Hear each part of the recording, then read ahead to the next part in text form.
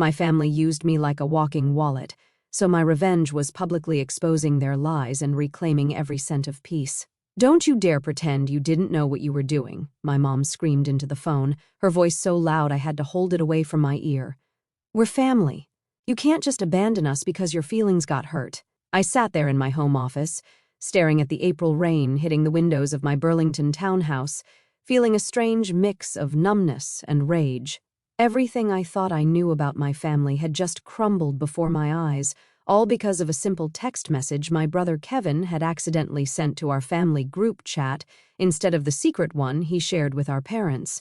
"My name is Jordan Wright. I'm 35 years old, and until yesterday, I thought I was just being a good daughter by helping my parents with their retirement expenses. I'd built a successful marketing consulting business from scratch after college, and when it really took off 5 years ago, I started sending my parents extra money each month. They'd always struggled financially, and I wanted to make sure they could enjoy their retirement without worrying about basic expenses. What I didn't know was how they really saw me. The family ATM just sent another $3,000, my brother had texted, followed by my dad's response, "LMAO, keep that gravy train running. She's too stupid to realize we're using her." Then my mother, "Just bought those golf clubs your father wanted." Jordan would flip if she knew her money was going to those instead of medication. The screenshots kept coming, years of conversations about how to manipulate me, how to play on my sympathies, how to extract more money. I couldn't breathe as I scrolled through message after message. Kevin quickly tried to delete them, but it was too late. I'd seen everything, 3 years of them laughing at my generosity, planning expensive vacations while telling me they couldn't afford their medications, upgrading their cars while claiming their heating bill was overwhelming their budget. For the last day, my phone had been blowing up with texts and calls from my family. My dad swore they were just joking around. My mom said I was taking things out of context. Kevin claimed he was just going along with it to stay on our parents' good side. But their own words had exposed the ugly truth. The rain intensified outside, matching the storm raging inside me. I'd been financing their comfortable retirement for years, thinking I was helping them survive.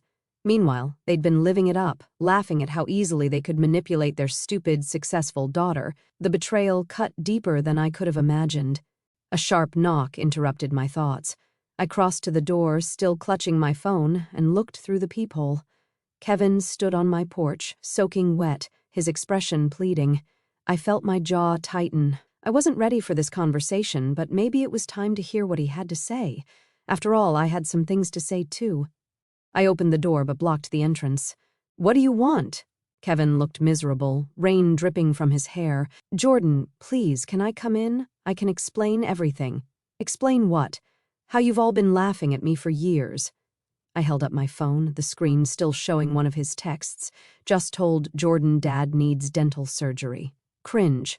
"It's not what it looks like," Kevin pleaded, his voice cracking. "Mom and Dad, they started it, and I just went along with it."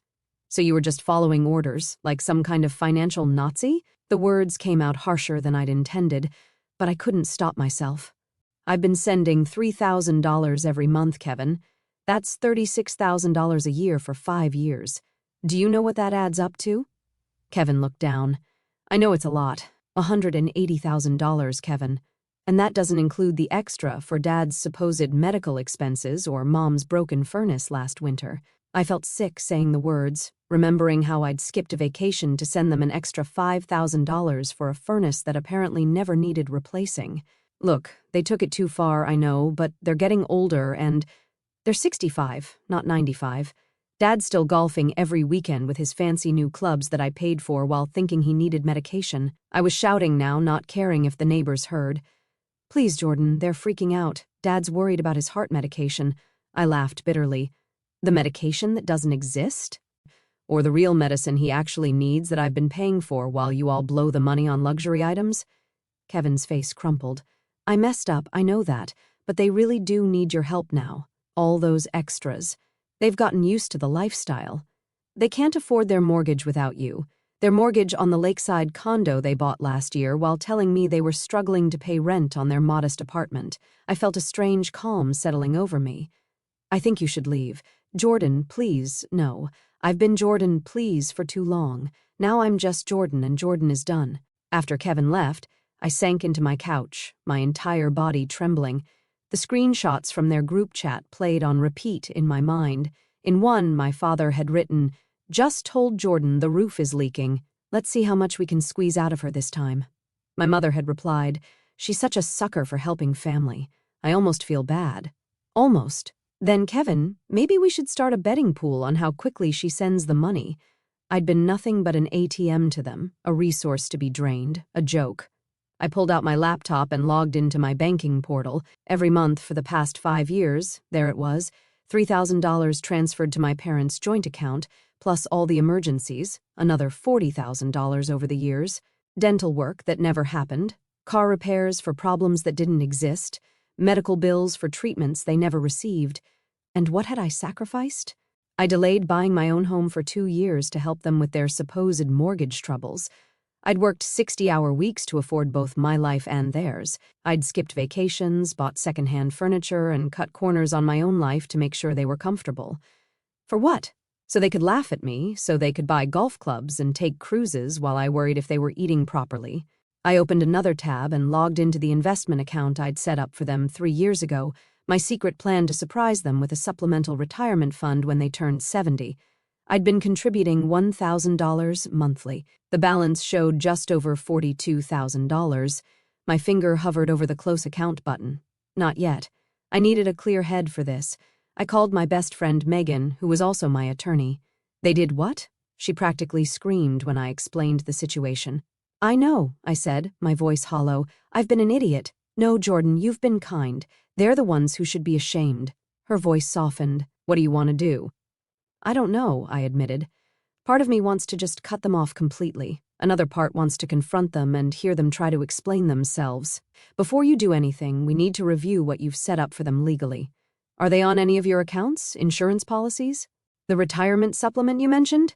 I felt a chill. I hadn't even thought about all the ways we were financially entangled beyond the monthly transfers and the investment account. I'd added them to my premium health insurance policy as dependents 2 years ago. My father's heart medication, which I now questioned the existence of, was covered under my plan. They were also beneficiaries on my life insurance policy. I need to untangle all of this, I realized aloud. "One step at a time," Megan counseled.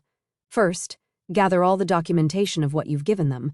Bank statements, texts asking for money, everything. Second, make a list of all financial connections you need to sever.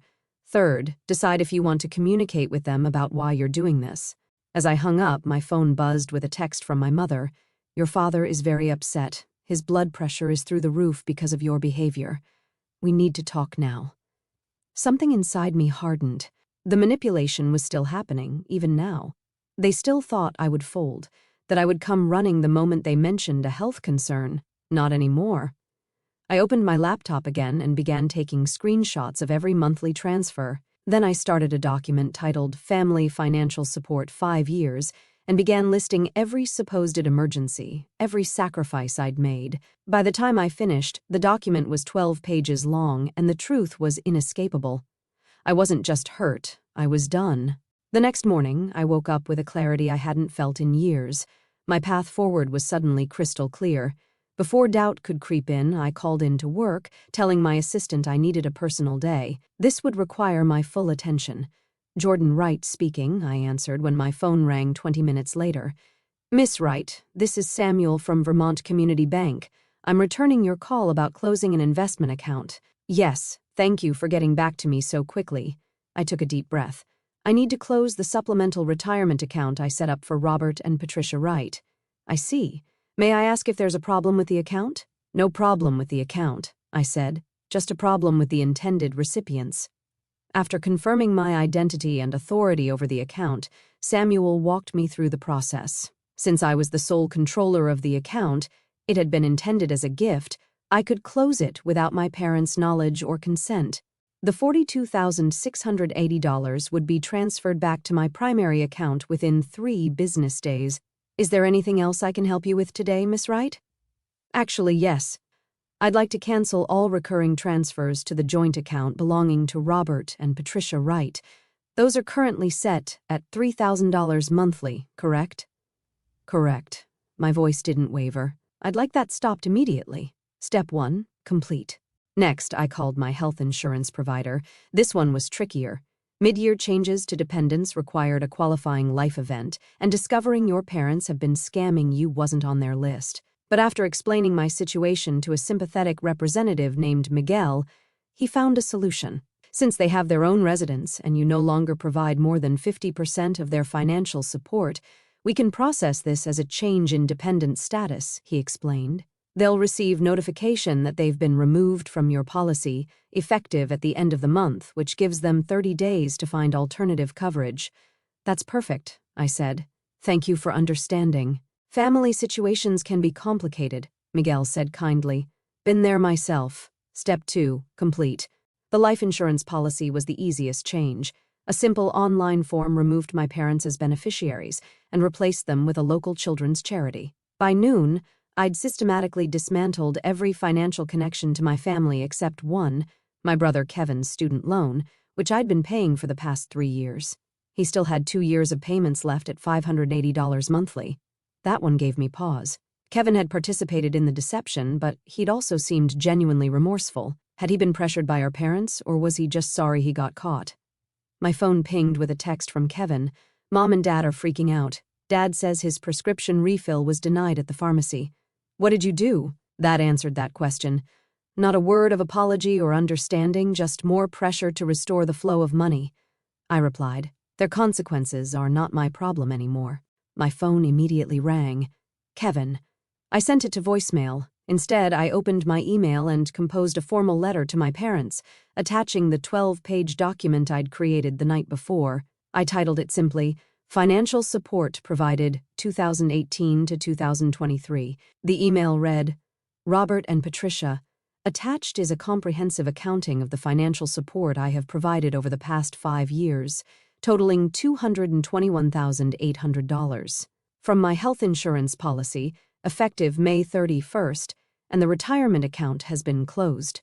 Your duplicity has been documented with screenshots of your own messages, revealing how you have systematically manipulated and deceived me while mocking my generosity. Do not contact me again unless it is to repay what you have taken under false pretenses. Jordan Wright. I read it over twice, attached the document, and hit send. Step 3. Complete. Then I blocked their numbers on my phone, removed them from my social media, and sat back in my chair, exhausted but relieved. For the first time in years, my money was truly my own. I managed 3 days of blessed silence before they found a way around my blocks. The doorbell rang at 8:30 p.m. while I was reviewing client proposals. Through the peephole, I saw my parents and Kevin standing on my porch, their faces a mixture of anger and panic. I didn't open the door. Instead, I called Megan. They're at my house, I whispered, as if they might hear me through the walls. Do not let them in, she said firmly. If they don't leave, call the police for trespassing. That feels extreme. Trust me, Jordan, once they're inside, it'll be much harder to get them out, physically and emotionally. The doorbell rang again, followed by pounding. Jordan, my father shouted, we know you're in there. You can't just cut us off without talking to us. I sent a text to Kevin. I have nothing to say. Please leave, or I'll call the police. Through the peephole, I watched Kevin check his phone, show it to my parents, and then have what appeared to be a heated discussion. My mother seemed to be crying, while my father's face had turned an alarming shade of red. Eventually, they left, but not before my father shouted, You're going to regret this, Jordan. We're family. You can't just abandon us. The irony of him using the word abandon wasn't lost on me. They'd abandoned any pretense of loving me years ago, seeing me only as a resource to exploit. The next morning, the emails started. My mother wrote a lengthy guilt trip about my father's health declining without his medication. My father sent a terse message demanding I stop this childish behavior immediately. Kevin pleaded that our parents couldn't afford their mortgage payment without my help. I forwarded each one to Megan without responding to them. 3 days later, I received a certified letter from my parents. Inside was a handwritten note from my mother, Jordan. We don't understand why you're punishing us like this. Yes, we made some jokes in poor taste, but that's what families do. Your father's heart medication is $450 per month without insurance. Our mortgage is due next week, and we can't cover it without your help. We might lose our condo. Is that what you want? For your elderly parents to be homeless? Please stop this cruelty and talk to us. I nearly laughed at the elderly comment. They were both 65 and in good health. My father's golf game had never been better, According to the country club photos Kevin had accidentally included in one of those fateful screenshots. I called the pharmacy where my father filled his prescriptions, pretending to be my mother. "I'm calling about my husband, Robert Wright's heart medication. What's the cost without insurance?" "Let me check," the pharmacist said. After a moment, "It's $42 for a 30-day supply, Mrs. Wright, not $450. Another lie. That evening, Kevin showed up at my office as I was leaving. He looked terrible. Dark circles under his eyes, clothes rumpled. "Jordan, please," he said, stepping in front of me. "They're falling apart. Dad's talking about bankruptcy." "That's not my problem," I replied, trying to step around him. "How can you be so cold? They're our parents." "Are they?" "Because real parents don't exploit their children. Real parents don't laugh behind their kids' backs about how stupid and gullible they are. They made mistakes, but—" "No," I cut him off. "A mistake is forgetting a birthday. What they did was calculated and cruel for years, Kevin. Years. The condo is going into foreclosure. They can't make the payments without you." I felt a momentary pang of guilt, but then remembered a screenshot. "Just convinced Jordan we're struggling with rent. Meanwhile, we're closing on the lake condo next week. Cheers." "They shouldn't have bought a place they couldn't afford," I said flatly. "What about Dad's medication? The prescription that costs $42, not $450? He can get a job at Walmart if he needs to cover that." Kevin's eyes widened. "How did you—" "I did my research." "No more lies, Kevin." I walked past him to my car. "Tell them to look into government assistance programs. That's what they're there for." "Jordan," he called after me, "they're talking about moving in with me." "I can't handle that." I turned back. "That sounds like a you problem, Kevin. Welcome to consequences." 2 weeks after cutting my family off, I was sitting in a therapy session I'd finally scheduled for myself. Dr. Bennett, a woman in her 50s with kind eyes and a no-nonsense demeanor, listened as I recounted the whole sordid story. "Every day I swing between feeling strong and feeling horrible," I admitted. "Like yesterday, I found out from a mutual friend that my parents had to cancel their country club membership. I actually felt guilty about it for hours." "That's normal," Dr. Bennett said. "You're grieving the family you thought you had. That includes grieving the role you played as their supporter. But they didn't deserve my support. They were using me.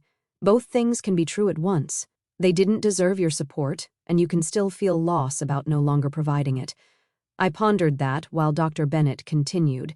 "The role of family provider clearly became part of your identity. Now you're redefining who you are without that role."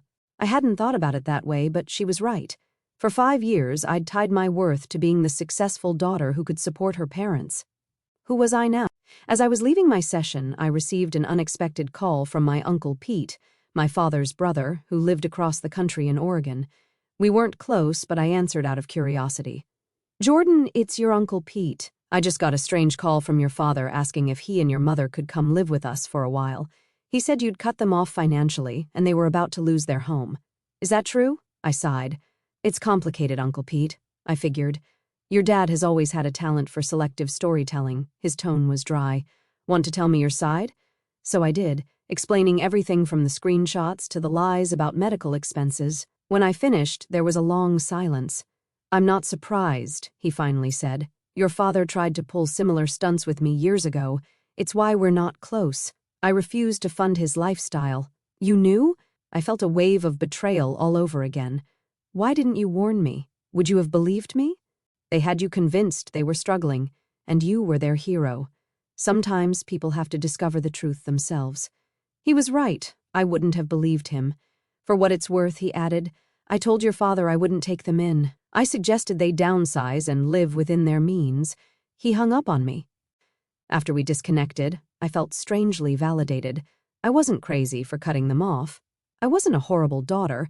I was just the latest target of their manipulation, and I'd finally wised up. That evening, I received a text from Kevin from a new number. "Mom and Dad are moving into my spare room next week. They're selling the condo. Dad's furious about it. I can't believe this is happening." I didn't respond. 3 days later, another text. "The condo is on the market.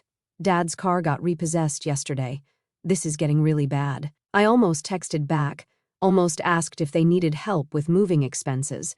But then I remembered a particular screenshot where Kevin had written, Jordan just asked if Dad was doing okay after his doctor's appointment for the heart issue that doesn't exist. They'd made their choices. Now they were living with the consequences. Week 3 brought an email from a name I didn't recognize, the subject line, "Message from your parents." Apparently, they'd enlisted a family friend to reach out since I'd blocked them everywhere. The message detailed how they'd been forced to sell most of their furniture, how my father's health was deteriorating from the stress, and how they'd had to apply for food stamps, something my proud father considered humiliating. The email concluded, "They just want a chance to talk to you, to explain and apologize." I considered it for all of 5 seconds before hitting delete. Their idea of an apology would be whatever they thought might turn the money faucet back on. I was done being manipulated, done being their ATM. For the first time in years, my money was going toward my future, not their pretend emergencies. The guilt was fading, replaced by something unexpected, freedom. 6 months after I'd cut off all contact, I arrived home from a business trip to find my parents sitting on my porch steps. My father had lost weight, and my mother's carefully maintained highlights had grown out, revealing gray roots. They were both wearing clothes I didn't recognize, cheaper looking than their usual attire. My instinct was to turn around and drive away, but Dr. Bennett and I had discussed this possibility in therapy.